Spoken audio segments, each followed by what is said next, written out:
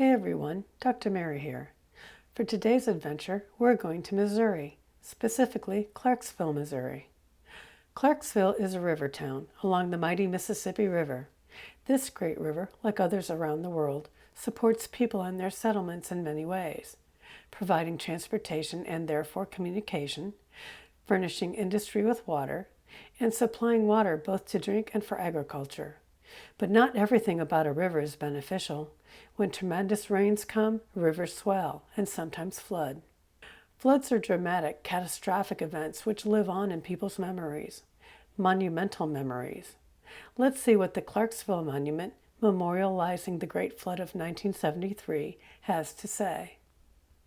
Dedicated to the volunteer flood fighters of the Great Flood of '73.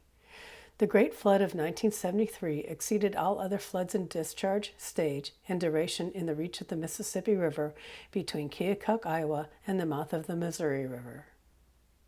Discharge means the volume of water, stage refers to how high the floodwaters were, and duration is how long the flood lasted.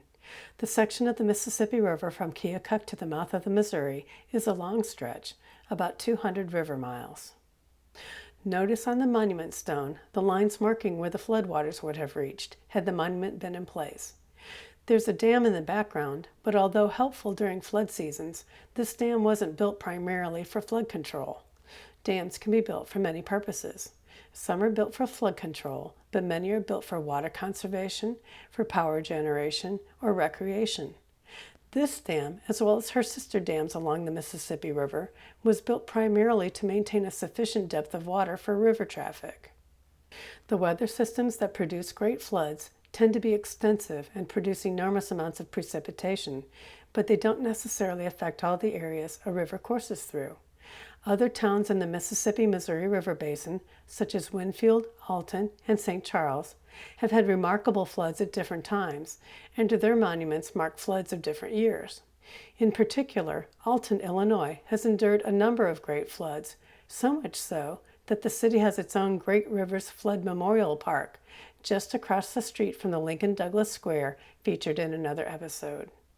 Thanks for watching. Please leave a like and hit the subscribe button. Until next time, stay safe and travel well.